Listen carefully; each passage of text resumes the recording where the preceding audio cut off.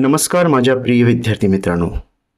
आज आपण इतिहास व नागरिकशास्त्र या पुस्तकातील प्रकरण 6 मुघलाशी संघर्ष पाहणार आहोत. आतापर्यंत शिवाजी महाराजांनी आदिलशाहीशी यशस्वी संघर्ष केलेला होता, परंतु स्वराज्याचा विस्तार करताना त्यांचा मुघलाशी संघर्ष अटळ होता. स्वराज्याचा विस्तार होऊ लागताच स्वराज्यावरती मुघलांचे संकट आले. महाराजांनी याही संकटावरती मात केली. मुघलाकडून आपले किल्ले आणि प्रदेश त्यांनी परत मिळवले. स्वतःच राज्याभिषेक करून घेतला. दक्षिणेकडील मोहीम हाती घेतली आणि या सर्व घटनांची माहिती आज आपण आजच्या पाठामध्ये पाहणार आहोत. तत्पूर्वी हॅलो चव्हाण सर या आपल्या यूट्यूब चॅनलला सर्वांनी लाईक, शेअर, सबस्क्राईब केले नसाल तर जरूर करून घ्या. धन्यवाद. तर सर्वप्रथम आपण पाहूयात शाहिस्तेखानाची स्वारी. फेब्रुवारी 1660 मध्ये शाहिस्तेखान अहमदनगरहून तो पुणे प्रांतात आला आणि त्याने आल्यानंतरनं आसपासच्या प्रदेशामध्ये लहान लहान सैन्यांच्या तुकड्या पाठवून स्वराज्यातील प्रदेशांची जबरदस्त त्यांनी हानी केलेली आहे. चाकणच्या किल्ल्याला त्यांनी वेढाही दिला आणि चाकणच्या किल्ल्याचा जो किल्लेदार आहे ते फिरंगोजी नरसाळा याने त्याच्या सैन्याचा तीव्र प्रतिकार केला. म्हणजे त्यांच्यामध्ये एक युद्ध झालेलं आहे. का कोणाकोणामध्ये? शाहिस्तेखान आणि चाकणचे किल्लेदार फिरंगोजी नरसाळा यांच्या सैन्यामध्ये तीव्र प्रतिकार झाला, परंतु शेवटी चाकणचा किल्ला त्यांनी जिंकून घेतला. त्याने म्हणजेच कोण? हे शाहिस्तेखान यांनी चाकणच्या किल्ल्यावरती ताबा मिळवलेला आहे. शिवाजी महाराजांचे बालपण जेथे गेले त्या पुण्यातील लाल महालामध्ये शाहिस्तेखान तळ ठोकून बसलाय. ज्या ठिकाणी शिवाजी महाराजांचं बालपण गेलं, कुठे? पुण्यातील लाल महाल या ठिकाणी त्यांचं बालपण गेलेलं आहे. आणि या त्यांच्या घरामध्येच शाहिस्तेखान काय केलंय? तळ ठोकून बसलेला आहे आणि तेथे राहून तो तेथून आसपासच्या मुलकाची त्याने लूट चालूच ठेवली आहे. 2 वर्ष झाली तरी पुण्यातील मुक्काम सोडण्याचा त्याचा विचारच नव्हता. त्याचा परिणाम प्रजेच्या नीतिधैर्यावरती होणे हे स्वाभाविक होते. प्रजा त्रासून गेली आहे. 2 वर्ष झाली त्याने तिथल्या मुलखाला लुटलेलं आहे. सर्वांना त्याचा त्रास होतोय. प्रजा कंटाळलेली आणि त्याच्या नीतिधैर्यावरती त्याचा स्वाभाविक परिणाम हा प्रतिकूल झालेला आहे. अशा परिस्थितीत महाराजांनी एक धाडसी बेत आखलेला आहे. महाराजांनी ठरवलं की या शाहिस्तेखानचा काटा कसा काढायचा आहे. त्यासाठी महाराजांनी एक बेत केला, एक प्लॅनिंग केली आहे. तर तो बेत त्यांचा असा होता. शिवाजी महाराजांनी स्वतःच्या नेतृत्वाखाली लाल महालावरती गुप्तपणे छापा घालण्याची धाडसी योजना त्यांनी आखलेली आहे. म्हणजे स्वतः नेतृत्व करायचं आणि स्वतःच्या नेतृत्वाखाली एक छापा टाकायचा आहे लाल महालावरती. कारण लाल महालाची इत्थंभूत माहिती ही महाराजांना होती, कारण महाराजांचं बालपण त्या लाल महालामध्ये गेलेलं होतं. त्यामुळे तिथल्या चोरवाटा, तिथले सगळ्या गोष्टी महाराजांना व्यवस्थित माहिती होत्या. त्यामुळे त्यांनी स्वतः नेतृत्व करून एक छापा घालण्याची त्यांनी योजना आखलेली होती. त्या योजनेनुसार 5 एप्रिल 1663 मध्ये महाराजांनी रात्रीच्या वेळी निवडक सैन्य त्यांनी सोबतीला घेतले आणि लाल महालावर त्यांनी छापा घातलेला आहे. या छाप्यामध्ये शाहिस्तेखानची बोटे तुटली. ज्यावेळेस त्यांना कळलं की महाराज आले, मग त्याच्या सैन्यामध्ये सगळी भागमभाग सुरू झाली. त्यावेळेस शाहिस्तेखान तयारीत नव्हता आणि तो तिथून कसा बसच जीव वाचवण्यासाठी बाहेर पडायला पाहिला.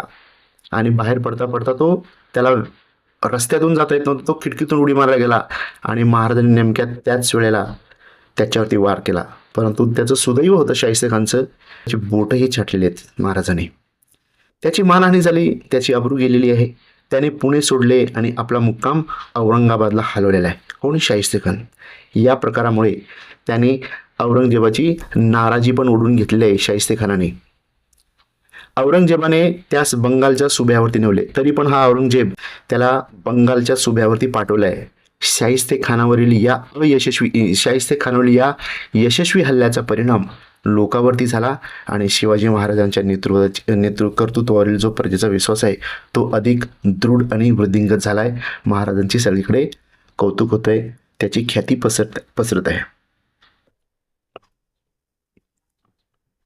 आता पाहूयात आपण सुरतेवरती स्वारी. महाराजांनी सुरतेवरती एकूण 2 वेळेस स्वारी केलेली आहे. आता आपण पहिली स्वारीच्या बाबतीमध्ये बघणार आहोत. शाहिस्तेखानने 3 वर्षाच्या काळात स्वराज्याचा बराच प्रदेश उद्ध्वस्त केलेला होता. शाहिस्तेखान आलेला, पुण्यामध्ये राहिलेला, लहान महालात राहून त्याने आसपासचा जो मुलूक आहे सगळा नेस्तनाबूत उद्ध्वस्त केलेला आहे. त्याची भरपाई करणे हे महाराजांना गरजेचे होते, कारण त्याने भयंकर लूट माजवलेली होती. त्यासाठी भरपाई करणे जरुरी आहे. म्हणून महाराजांनी मुघलांना धडा शिकवण्याची एक योजना आखली. परत एक योजना आखलेली आहे. मुघलांच्या ताब्यातील सुरत हे एक मोठे व्यापारी केंद्र आणि बंदर होते. बघा, मुघलांच्या ताब्यामध्ये काय होतं? सुरत. आणि सुरत त्यावेळेला कशासाठी ख्याती होती त्याची, म्हणजे त्याचं नाव होतं तर एक व्यापारी केंद्र आणि तेथे खूप मोठं बंदर. आता बंदर म्हणजे आपल्याला वाटेल की बाबा वानर आहे किंवा माकड आहे. बंदर म्हणजे असं ठिकाण ज्या ठिकाणी समुद्रातील जहाजं बोटी तिथे येतात, मालांची देवघेव होते आणि परत त्यांच्या परतीच्या प्रवासाला लागतो. एक प्रकारे जसं बस स्टँड असतं त्या ठिकाणी सर्व गाड्या येतात, बसेस, तसंच समुद्रामध्ये एक बंदर असतं, त्या ठिकाणी जहाजावर येत असतात. पुढे तेथे इंग्रज, डच आणि फ्रेंच यांच्या वखारी होत्या. तेथे म्हणजेच कुठे? आपण सुरतेच्या बाबतीत बघतोय. सुरत या ठिकाणी काय होतं? इंग्रज, डच आणि फ्रेंच यांच्या काय वखारी आहेत, गोडाऊन्स आहेत त्या ठिकाणी. हे शहर बादशहाला सर्वात जास्त महसूल देत होते. हे शहर म्हणजे सुरतचे शहर काय करतात? बादशाला सर्वात जास्त महसूल, रेव्हेन्यू जनरेट करून देत होते त्यावेळी. कारण त्या ठिकाणी व्यापाराचं ते प्रमुख केंद्र असल्यामुळे सर्वात जास्त महसूल हे सुरतेमधून ह्या मुघलांना मिळायचं. मुघलचा बादशाह हा औरंगजेब. तसेच ते आर्थिकदृष्ट्या संपन्न पण होते, म्हणून त्यांनी सुरतेवरती स्वारी केली. सर्वात जास्त रेव्हेन्यू तिथून मिळतं, महसूल मिळतो आणि आर्थिकदृष्ट्या हे शहर कसं होतं? अतिशय समृद्ध आणि संपन्न होतं. त्यासाठी सुरतेवरती महाराजांनी एक स्वारी केली आहे. त्यावेळेला सुरतेचा सुभेदार जो आहे तो इनायत खान. सुरतेचा सुभेदार कोण आहे? इनायत खान. नाव लक्षात असू द्या. महाराजांनी सुरतेवरती ज्यावेळेस स्वारी केली पहिली, त्यावेळेस सुरतेचा सुभेदाराचे नाव काय होते किंवा कोण होते ना? तर इनायत खान हे सुभेदार होते.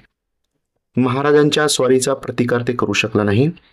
सामान्य प्रजेस त्रास न देता, महाराजांचं गुणवैशिष्ट्य पहा, सामान्य प्रजेस त्यांनी कुठलाही त्रास दिला नाही आणि सुरतेमधून त्यांनी विपुल अशी संपत्ती मिळवलेली आहे. त्यांची ही मोहीम यशस्वी झाली. त्यामुळे औरंगजेब बादशाहच्या प्रतिष्ठेस धक्का बसला. म्हणजे एक शिवाजी महाराज पुण्यावरून आले, रातोरात त्यांनी स्वारी केली आणि त्यांना जेवढा खजिना त्यांनी आपल्या महाराष्ट्राचा पोहोचवला होता, महाराजांनी तो सुरतवरून वसूल केलेला आहे. आता पाहूयात आपण जयसिंगाची स्वारी आहे. शिवाजी महाराजांच्या वाढत्या हालचालींचा बंदोबस्त करण्यासाठी औरंगजेबाने मिर्झा राजा जयसिंग हा आपला अनुभवी आणि मातब्बर राजपूत सरदार पाठवला. सुरुवातीला कोण आले? अफजल खान आले. त्याच्यानंतर हे शाहिस्ते खान आले आणि त्या लगेच पुढे शाहिस्ते खान गेल्यानंतर आता सुरतीत स्वारी झाली. त्याच्यानंतर औरंगजेबाने दुसरा एक प्लॅन आखलेला आहे. त्यांनी काय केलं आहे? त्यांचा एक अनुभवी राजपूत सरदार होता आणि त्याचं नाव होतं मिर्झा राजा जयसिंग. त्यांचं नाव होतं मिर्झा राजा जयसिंग. हा एक अनुभवी मातब्बर राजपूत सरदार महाराजावरती आक्रमण करण्यासाठी, महाराष्ट्रावरती, पुण्यावरती आक्रमण करण्यासाठी पाठवला आहे. तो पुण्यामध्ये आला. त्याने महाराजांच्या विरोधामध्ये सर्व शक्ती संघटित करण्यासाठी आपले प्रयत्न सुरू केलेत. पुण्यात आलेला आहे आणि खतरनाक तो प्लॅनिंग करतोय की महाराजांच्या विरोधामध्ये सर्व शक्ती तो एकवटतोय. गोव्याचे, आणि त्यांनी काय केलं त्या प्लॅननुसार? गोव्याचे व वसईचे पोर्तुगीज. गोव्याचे कोण होते? गोव्याला होते पोर्तुगीज आणि वसईचेही पोर्तुगीज, म्हणजे गोवा आणि वसईचे पोर्तुगीज.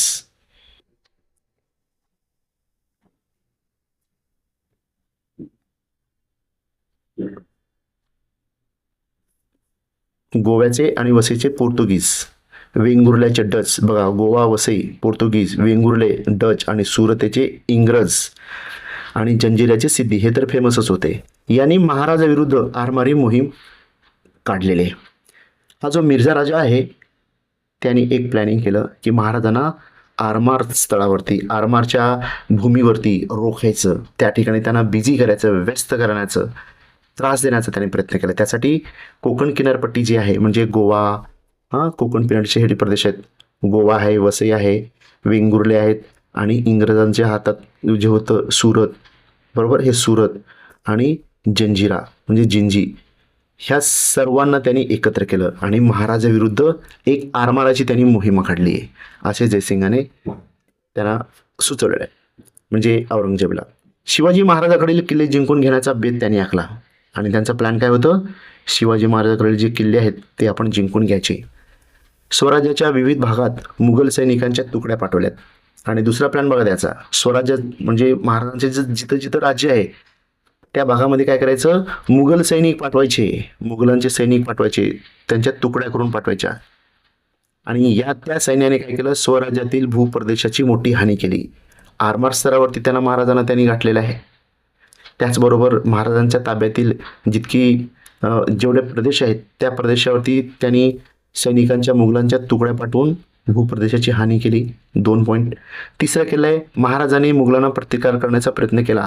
मिर्झाराजे जयसिंग आणि दिलेर खानाने पुरंदर किल्ल्यास वेढा दिला होता. त्यावेळेस मिर्झाराजा हा आहे, मिर्झाराजे जयसिंग आणि दिलेर खान याने पुरंदरच्या किल्ल्यास त्याच वेळेला वेढा दिलेला आहे. आरमार स्तरावरती गाठलेला आहे.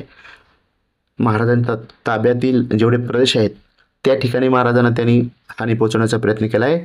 त्याचबरोबर हा मिर्झाराजे जयसिंग आणि दिलेर खान यांनी काय केलं, दोघांनी मिळून पुरंदर किल्ल्यास त्यांनी वेढा घातलेला आहे. 3 स्तरावरती महाराजांनी त्यांनी ब्लॉक केले. पुरंदरच्या वेढ्याच्या वेळी मुरारबाजी देशपांडे, पुरंदरचा जो वेढा झाला त्यावेळेला मुरारबाजी देशपांडे याने आपल्या पराक्रमाची शर्त केली, परंतु त्याला वीरमरण आले. मुरारबाजी देशपांडे याच्यामध्ये त्यांना वीरमरण आलेलं आहे. त्यांनी पराक्रम केला परंतु त्यांना वीरमरण आलं. त्यावेळेला महाराजांनी काय केलं, परिस्थितीचं गांभीर्य समजून घेतलं आणि महाराजांनी जयसिंगाशी बोलणी करण्याचा निर्णय घेतला. महाराजांना कळलं की महाराज जवळजवळ 3 ठिकाणी हे अडचणीमध्ये आलेले आहेत आणि त्यांचे मिर्झाराजे देशपांडे, मुरारबाजी देशपांडे हे पराक्रमाची शर्त करता करता त्यांना वीरमरण आलेलं आहे. परिस्थिती अतिशय गंभीर आहे. म्हणून महाराजांनी त्याचं गांभीर्य ओळखलं आणि जयसिंगाशी त्यांनी बोलणी करण्याचा निर्णय घेतलेला आहे. त्यांनी जयसिंगाची भेट घेतली. जयसिंग व महाराज यांच्यामध्ये जून 1665, कधी जून 1665 मध्ये एक तह झालेला आहे जयसिंग आणि महाराजांमध्ये. हा जो तह आहे ह्या तहाला आपण सांगतो पुरंदरचा तह. बरोबर, पुरंदरचा वेढा पडला होता, महाराजांची सगळीकडून कोंडी झाली होती, म्हणून महाराजांनी एक तह केला आणि तो 1665 मध्ये तह झाला आणि त्याला पुरंदरचा तह 1665 असं नाव दिलं. या तहानुसार महाराजांनी मुघलांना 23 किल्ले व त्यांच्या भोवतालचा वार्षिक 4 लक्ष होऊन उत्पन्नाचा प्रदेश दिलेला आहे. या तहानुसार काय केलं, महाराजांनी स्वतःच्या ताब्यातील 23 किल्ले दिले आणि महाराजांच्या ताब्यातील वार्षिक 4 लक्ष होऊन उत्पन्न जिथून मिळतो असा प्रदेश हा मुघलांना द्यावा लागलेला आहे. महाराजांना आदिलशाही विरुद्ध मुघलांना मदत करण्याचे आश्वासनही द्यावं लागलं.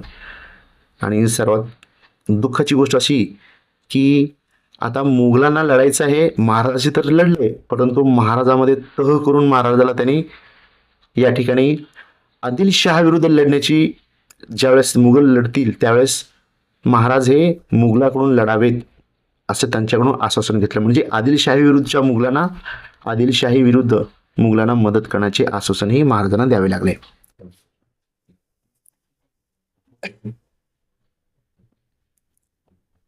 पुढे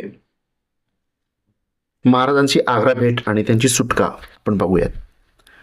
पुरंदरच्या तहानंतरनं जयसिंगाने आदिलशाही विरुद्ध मोहीम हाती घेतली. महाराजांनी जयसिंगास मदत केली, तथापि त्यांची ही मोहीम यशस्वी झाली नाही. काय झालंय, पुरंदरच्या तहानंतर जयसिंगाने आदिलशाही विरुद्ध मोहीम हाती घेतली. शिवाजी राजाला आपल्या पक्षामध्ये घेतलं, आपल्या बाजूला वळवलं आणि लगेच त्यांनी आदिलशाही विरुद्ध मोहीम हाती घेतली. महाराजांनी जयसिंगास मदत केली. तहानुसार महाराजांनी मोगलाविरुद्ध लढले, आपलं आदिलशाही विरुद्ध लढले. जयसिंगास त्यांनी मदत केली. त्यांची ही मोहीम यशस्वी झाली नाही. त्यावेळी महाराजांना काही काळ तरी दक्षिणेच्या राजकारणातून दूर ठेवावे असा विचार जयसिंग व औरंगजेब बादशाह यांनी केला. मग महाराजांना ह्या राजकारणापासून थोडंसं काही कालावधीसाठी आपण लांब ठेवलं पाहिजे असा विचार औरंगजेब आणि हा मिर्झा राजा जयसिंग यांनी केलेला आहे. या विचाराला अनुसरून जयसिंगाने महाराजांनी बादशहाच्या भेटीस यावे असा एक प्रस्ताव महाराजापुढे ठेवला आणि त्यांच्या सुरक्षेबद्दलची हमी देखील दिली की महाराज औरंगजेबाला जाऊन भेटावं आणि तुमची संपूर्ण सुरक्षा ही माझी राहील असं सांगितल्यानंतर महाराजांना त्यानुसार शिवाजी महाराज आग्र्याला निघाले. बरोबर त्यांचे राजपुत्र संभाजी देखील होते. विश्वासू आणि जीव देणारे निवडक सहकारी देखील होते. मग महाराजांच्या सोबतीला त्यांचे सुपुत्र राजपुत्र संभाजी महाराज देखील आहेत आणि जीवास जीव देणारे आणि अत्यंत विश्वासू हे काही निवडक सोबती सहकारी देखील महाराजांच्या सोबतीला आग्र्याला जाताना होते. महाराज आग्र्यास पोहोचले, तथापि औरंगजेबाने दरबारामध्ये त्यांचा योग्य तो मान ठेवला नाही. ज्यावेळेस महाराज दरबारामध्ये आग्र्याच्या पोहोचले, त्यावेळेस औरंगजेब काय केलाय, महाराजांचा मान ठेवलेला नाही, योग्य तो मान ठेवला नाही. त्यामुळे त्यांनी संताप व्यक्त केला. त्यानंतर बादशहाने त्यांना नजरकैदेत ठेवले. महाराजांनी संताप व्यक्त केला, त्यांना एकदम शेवटच्या रांगेमध्ये बसवल्यामुळे महाराज तिथून नाराज झाले आणि तिथून निघून गेले. संताप त्याने व्यक्त केला. मग महाराजांनी काय केलं, बादशहाने काय केलं, महाराजांना नजरकैदेमध्ये ठेवले. बादशहाच्या या कृतीने डगमगून न जाता महाराजांनी नजरकैदेतून आपली सुटका करून घेण्याची एक योजना आखलेली आहे आणि ते आग्र्यातून शिताफीने निसटले आणि काही दिवसांनी महाराष्ट्रामध्ये सुरक्षितपणे पोहोचले. मग तो किस्सा खूप मोठा आहे. त्यांची तब्येत बरी नव्हती महाराजांची म्हणून सांगितल्यानंतर त्यांना फळांची व्यवस्था झाली. मग त्या पेटाऱ्यातून ते निघून गेले. असा तो सगळा प्रकार अतिशय शिताफीने महाराज तिथून निसटले. बघा, महाराजांचा एक प्लॅन असायचा. कुठलाही प्लॅन आखला की एकदम परफेक्ट त्याचं एक्झिक्युशन ते करायचे. त्यानुसार ते शिताफीने त्या ठिकाणी निघालेले आहेत, निसटलेले आहेत. काही दिवसांनी महाराष्ट्रामध्ये सुरक्षितपणे देखील ते पोहोचलेले आहेत. आग्र्यावरून येताना संभाजी राजांना त्यांनी मथुरा येथे ठेवले. आग्र्यावरून निघाले त्यावेळेस संभाजी महाराज जे होते, संभाजीराजे छोटे, त्यांना मथुरा येथे ठेवलेले आहे. पुढे त्यांनाही सुखरूपपणे राजगडावरती आणण्यात आले. महाराज स्वराज्यापासून दूर असताना स्वराज्याचा कारभार वीरमाता जिजाबाई आणि महाराजांचे सहकारी पाहत होते. ज्यावेळेस राजे आपले नजरकैदेत होते त्यावेळेस मागचा जो कारभार आहे स्वराज्याचा ते कोण पाहत होते, जिजाबाई आणि महाराजांचे विश्वासू एकनिष्ठ सरदार काही सहकारी हे स्वराज्याचा कारभार पाहत होते. मुघलाविरुद्ध बघा आक्रमक पवित्रा महाराजांचा कसा आहे ते पाहूयात आता. महाराजांना मुघलाबरोबर लगेचच संघर्ष नको असला तरी पुरंदरच्या तहामध्ये मुघलांना दिलेले किल्ले आणि प्रदेश त्यांना मिळवणे हे महाराजांचे उद्दिष्ट होते. तहानुसार महाराज गेले, अपमानित झाले, तिथून ते निसटून आले. परंतु मुघलांना जे 23 किल्ले राजांना द्यावे लागले होते, राजांना ते परत घ्यायचे होते. त्यासाठी त्यांनी एक व्यापक व धडाडीची योजना आखली. आता महाराजांनी आणखीन एक प्लॅन केलाय. एका बाजूला निरनिराळ्या किल्ल्यावरती जय्यत तयारीनिशी सैन्य पाठवून ते किल्ले घ्यायचे, तर दुसऱ्या बाजूला दख्खनमध्ये मुघलांच्या प्रभुत्वाखाली असलेल्या प्रदेशावरती हल्ले करून त्यांना अस्थिर ठेवायचे. बघा, जसे मिर्झा राजे जयसिंगांनी शिवाजी महाराजांना गाठलं होतं, अडचण तयार केली होती, त्याच पद्धतीने आपल्या राजाने देखील एक योजना आखलेली होती. ती अशी होती, एका बाजूला काय करायचं आहे, एका बाजूला निरनिराळ्या किल्ल्यावरती जय्यत तयारीनिशी सैन्य पाठवून किल्ले घ्यायचे, म्हणजे आक्रमणच करायचं किल्ल्यावरती. आणि दुसऱ्या बाजूला काय करायचं, दख्खनमध्ये मुघलांच्या प्रभुत्वाखाली असलेल्या प्रदेशावरती हल्ले करून त्यांना अस्थिर ठेवायचे. म्हणजे जे किल्ले राजाने दिले त्या किल्ल्यावरती आक्रमणही करायचं आणि दुसऱ्या बाजूला मुघलांच्या ताब्यातील जे प्रदेश होते त्या प्रदेशावरती हल्ले करून तिथल्या मुघलच्या सैनिकांना अस्थिर ठेवायचं. हे महाराजांचं एक चांगला प्लॅन होतं, एक धोरण होतं. आणि त्यानुसार मुघलांच्या अहमदनगर आणि जुन्नर या प्रदेशावरती महाराजांनी हल्ला केला. पुढे एका पाठोपाठ काय केलंय, सिंहगड, पुरंदर, लोहगड, माहुली, कर्नाळा आणि रोहिडा हे किल्ले महाराजांनी जिंकून घेतले. यानंतरनं महाराजांनी दुसऱ्यांदा सुरतेवरती एक स्वारी केली. पहिल्यांदा स्वारी झाली, आता दुसऱ्यांदा एक स्वारी केली. तिथून परत येताना नाशिक जिल्ह्यातील वणी दिंडोरी, नाशिकमध्ये बरं का हे वणी आणि दिंडोरी, वणी दिंडोरी या ठिकाणी त्यांचा मुघलाबरोबर मोठा संघर्ष झाला आणि या संघर्षात त्यांनी दाऊद खान या मुघल सरदाराचा पराभव केलेला आहे.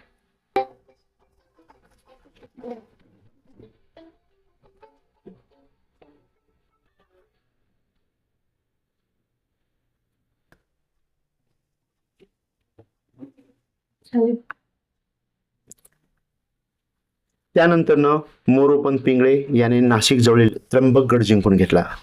वणी दिंडोरी या ठिकाणी मुघलाबरोबर राजांचा मोठा संघर्ष झाला आणि त्यावेळेला त्या संघर्षात कोण होते, दाऊद खान. कोण होता, दाऊद खान. या सरदाराचा पराभव राजाने केलेला आहे. आणि मोरोपंत पिंगळे यांनी काय केले, नाशिक जवळील त्र्यंबकगड हे जिंकून घेतलेलं आहे. अशा रीतीने महाराजांच्या मुघलाविरुद्धच्या चढाईच्या धोरणास हे यश मिळालं. या चढाईच्या मोहिमामध्ये कोण कोण? तानाजी मालुसरे,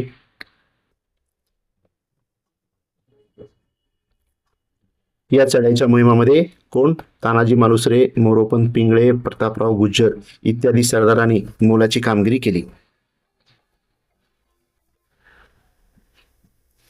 हॅलो, हा मी आता एक 3 मिनिट कॉल करू.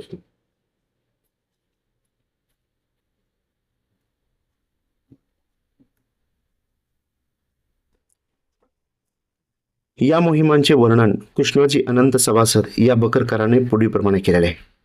कृष्णाजी अनंत सभासद हे एक बकरकार आहेत आणि यांनी त्यांचं वर्णन असं केलेलं आहे. चहू महिन्यात 27 गड घेतले, मोठी ख्याती केली. म्हणजे 4च महिन्यामध्ये 27 गड घेतलेले आहेत आणि मोठी ख्याती केली. महाराजांचं वर्णन केलं आहे. या ठिकाणी महाराजांचं एक सुंदर चित्र आहे. पुढे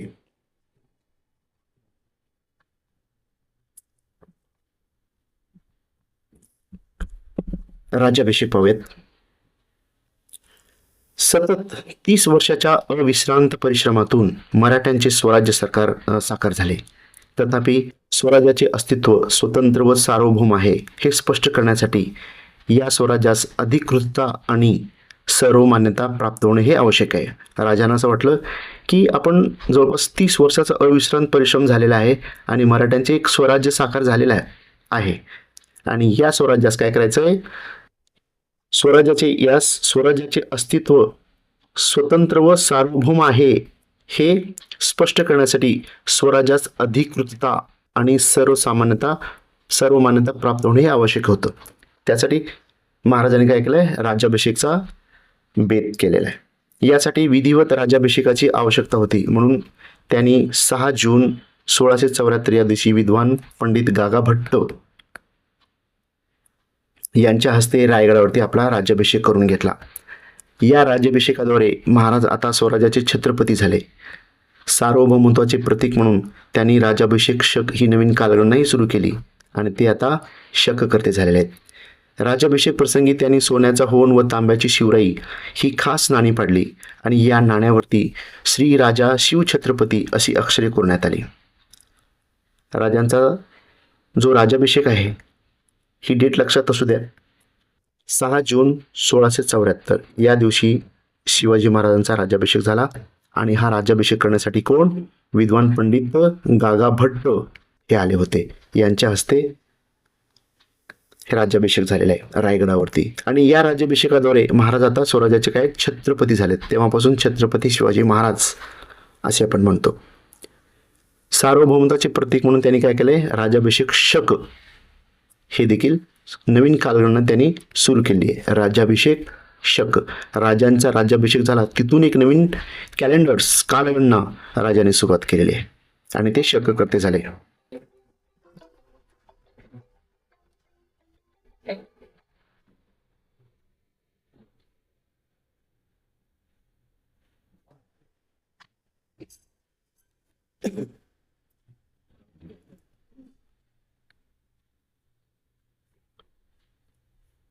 या प्रसंगी राजाने सोन्याचा होन आणि तांब्याची शिवराई ही खास नाणी पाडलेत. सोन्याचं काय? होन, सोन्याचा होन आणि तांब्याची शिवराई. सोन्याचं काय? होन आहे सोन्याचा आणि तांब्याची काय? शिवराई. ही एक नाणी, या नाण्यांची नावं आहेत. ती खास नावं नाणी आपण त्यावेळेस पासून सुरुवात झाली आहे. या नाण्यावरती काय लिहिलं होतं? श्री राजा शिवछत्रपती, श्री राजा शिवछत्रपती अशी अक्षरे तिथे कोरण्यात आली. तिथून पुढे राजपत्रावरती क्षत्रिय कुलावंतस ही श्री राजा शिवछत्रपती असा त्यांचा उल्लेख होऊ लागला आणि त्याच्यानंतरनं महाराजांचा उल्लेख काय होता? राजपत्रावरती कशाचा उल्लेख होतोय? क्षत्रिय कुलावंतस श्री राजा शिवछत्रपती असा त्यांचा उल्लेख होऊ लागला. राज्याभिषेकानंतरनं त्यांनी फारसी शब्दांना पर्यायी संस्कृत शब्द असणारा एक कोश तयार करून घेतला आहे. यालाच राज्यव्यवहार कोश असे देखील म्हणतात. म्हणजे काही शब्द होते फारसी आणि त्या फारसी शब्दांना पर्यायी शब्द म्हणून काय केलं? एक कोश तयार करून घेतला आहे संस्कृतमधून आणि त्यालाच राज्यव्यवहार कोश असे देखील म्हणतात. स्वराज्याचा कारभार पाहत असताना पर्यायी शब्द त्यांना हवे होते. इथील काही पर्यायी शब्द या ठिकाणी दिलेले आहेत, आपण ते पण एकदा बघून घेऊयात. राज्यव्यवहार करताना कोशातील काही प्रतिशब्द या ठिकाणी आहेत, उल्लेखनीय आहेत ते. किताबला सांगायचे किताब पदवी, फरमानला राजपत्र, जामीनला प्रतिभूती, अलीला सांप्रत, माजीला पूर्व, आपण सांगतो बघा पूर्व राष्ट्रपती, माजी राष्ट्रपती असं. फिलहाल तत्काळ, तत्काळ माहिती पाठवा म्हणजे फिलहाल, हे फिलहाल पाचशे शब्द आहेत, त्याला संस्कृतीमध्ये तत्काळ सांगतात. वाहवा, उत्तम, वकूफ, प्रज्ञा, बेवकूफ, मूड, बेवकूफ मूड म्हणजे मूर्ख वगैरे सांगतो आपण, येडा. दस्तपोशी, हस्तस्पर्श, आपण हाताने सेकंड करतो याला दस्तपोशी. मुलाखत, दर्शन. कदमपोशी, पादस्पर्श. झूठ, मिथ्या. कौलनामा, अभय. फतेह, विजय. फिर्याद, अन्याय वार्ता. आणि शिलेदार म्हणजे स्वतुर्गी, शिलेदारला स्वतुर्गी. अशा प्रकारचे काही शब्द होते जे फारसीतून होते, त्याला संस्कृतमध्ये त्यांनी पर्यायी शब्द म्हणून व्यवहार कोश बनवलेला होता. मध्ययुगीन भारताच्या इतिहासातील शिवाजी महाराजांचा राज्याभिषेक ही एक क्रांतिकारी घटना आहे. आणि या घटनेचे महत्त्व सांगताना सभासद म्हणतो, म्हणजे ते बकरकार आहेत, ते सांगतात की मराठा पातशहा एवढा छत्रपती झाला ही गोष्ट काही सामान्य नव्हती. म्हणजे मराठ्यामध्ये छत्रपती, राजा छत्रपती शिवाजी महाराज झाले, छत्रपती झाले ते आपले, जसे बादशहा असतो तसं छत्रपती हे झाले, ही काही छोटी सामान्य गोष्ट नाही, खूप मोठी गोष्ट आहे असे सभासद सांगतात. हे बकरकार आहेत. सभासद म्हणजे आपल्या एखाद्या संस्थेचे सभासद नाही आहेत, बकरकार सभासद. यानंतर महाराजांनी अल्पावधीमध्ये 24 सप्टेंबर 1674 रोजी निश्चलपुरी गोसावी यांच्या मार्गदर्शनाखाली, कधी 24 डेट ही पण लक्षात असू द्या, 24 सप्टेंबर, कधी 24 सप्टेंबर 1674, आधी जूनमध्ये आणि आता 24 सप्टेंबरमध्ये.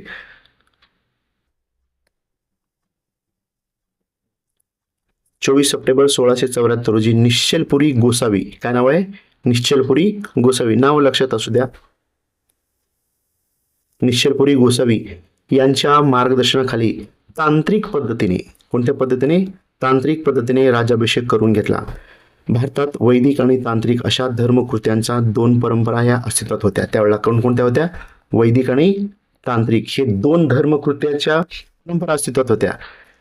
पहिल्यांदा त्यांनी वैदिक पद्धतीने त्यांचा राज्याभिषेक करून घेतला. दुसऱ्या वेळेस निश्चलपुरी गोसावी यांच्या मार्गदर्शनाखाली तांत्रिक पद्धतीने दुसरा त्यांनी राज्याभिषेक करून घेतला आहे. त्यांचा आदर करून महाराजांनी या दोन्ही पद्धतीने राज्याभिषेक करून घेतलेला आहे.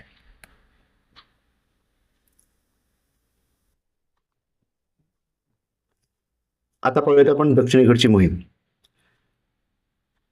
राज्याभिषेकानंतर सुमारे 3 वर्षांनी ऑक्टोबर 1677 मध्ये महाराजांनी दक्षिणेची मोहीम हाती घेतलेली आहे.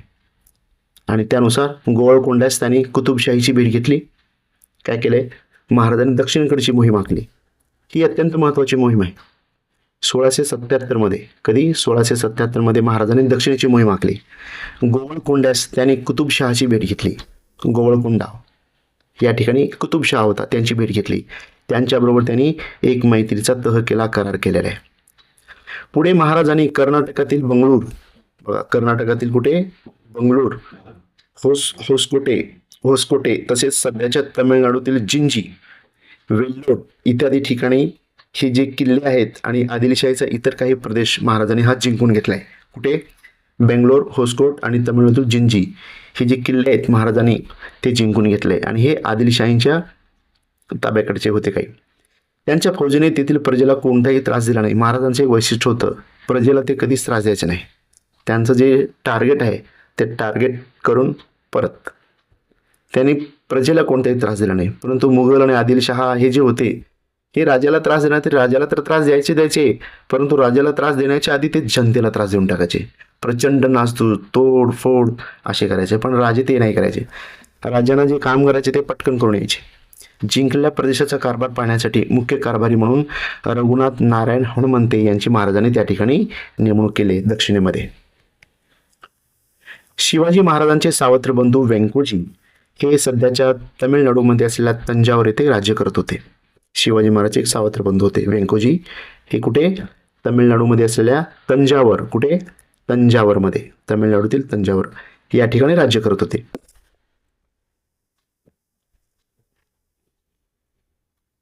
त्यांनाही आपल्या स्वराज्याच्या कार्यामध्ये सहभागी करून घेण्याचा महाराजांचा प्रयत्न होता. व्यंकोजी राजे यांच्या पश्चात तंजावरच्या राजांनी विद्या आणि कला यांची जोपासना केली आणि तेथील सरस्वती महल हे ग्रंथालय कसं आहे? प्रसिद्ध आहे. सरस्वती महल कुठे आहे? तर आपण सांगता आला पाहिजे, तंजावर येथे.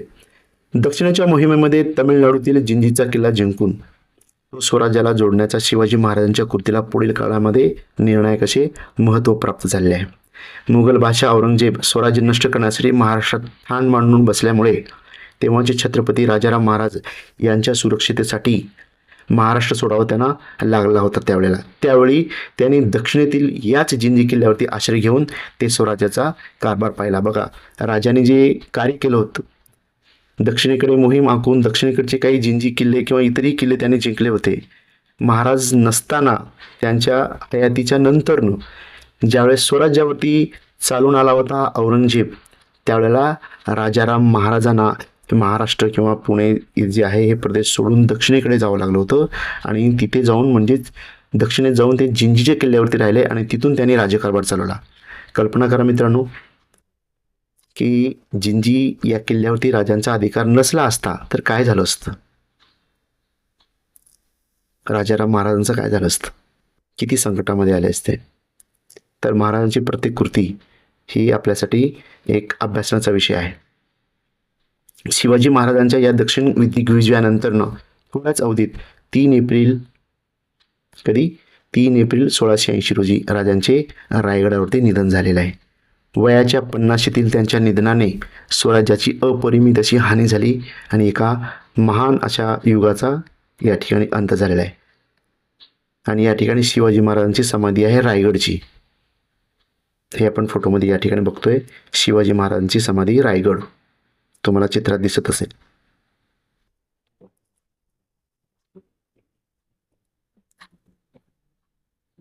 ठीक आहे विद्यार्थी मित्रांनो, या ठिकाणी आपला पाठ संपलेला आहे.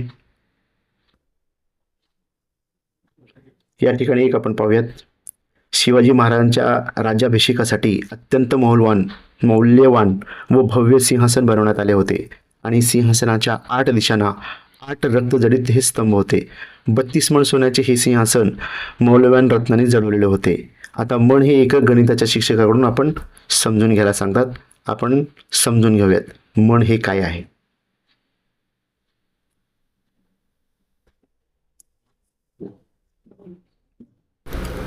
चला आपण 32 मण म्हणजे किती किलो हे बघूयात. सध्या जसे वजन मोजण्यासाठी ग्रॅम मापकाचा आपण वापर करतो, तेव्हा शिवाजी महाराजांच्या काळामध्ये मण किंवा शेर या मापकामध्ये वजनाचे मापन केले जायचे. कारण ग्रॅम ही खूप एकदम सूक्ष्म अशी प्रक्रिया आहे. त्यामुळं इतकं त्यावेळेची टेक्नॉलॉजी म्हणा एवढी डेव्हलप किंवा अवघड झाली नव्हती. त्यामुळे शेर या मापामध्ये याचं मापन केलं जायचं.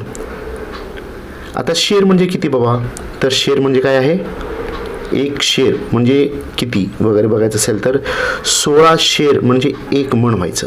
किती? 16 शेर म्हणजे 1 मण असं माप असायचं. मग आता 1 शेर 16 शेर म्हणजे 1 मण ठीक आहे, पण 1 शेर म्हणजेच किती? 1 शेर म्हणजे 24 तोळे. मग 1 शेर म्हणजे जर 24 तोळे तर 1 तोळा म्हणजे किती? 1 तोळा म्हणजे 11.75 ग्रॅम ह्याचं मापन आहे. म्हणजे 16 शेर म्हणजे 1 मण म्हणजेच 1 शेराचे वजन जे आहे ते 11.75 गुणिले 24 तोळे बरोबर 282 ग्राम झाले. आता 1 मणचे वजन किती? 1 मणाचं वजन किती आहे? 282. 1 मण म्हणजे किती? 282 गुणिले 16 शेर बरोबर 4512 ग्रॅम झाले, म्हणजे 4.5 किलो होते. असे 32 मण आहेत. 1 मणचं झालं 4.5 किलो, असे 32 मण म्हणजे 4.5 म्हणजे 4512 गुणिले 32 केलं तर 144 किलो, 1,44,384 ग्रॅम होतात. म्हणजेच लमसम 144 किलो. 32 मण म्हणजेच किती? 144 किलो या ठिकाणी पण दिलेलं आहे. पण काही ठिकाणी 1 मण म्हणजे 40 किलो असाही उल्लेख आढळतो. त्यामुळे 40 किलोच्या अंदाजाने हिशोब केला तर 32 मण म्हणजे 1280 किलो एवढं भरतं. पण इतिहास काळातील नोंदीनुसार 32 मन म्हणजेच 144 किलो असा उल्लेख आपल्याला आढळतो. आणि चित्रामध्ये देखील त्याचे सोन्याचं सिंहासन आहे या ठिकाणी आपण पाहतोय. तर मित्रांनो, या ठिकाणी हा धडा समाप्त झालेला आहे. आपण लवकरच पुढच्या धड्यामध्ये भेटू. असेच अभ्यास करत राहा. धन्यवाद.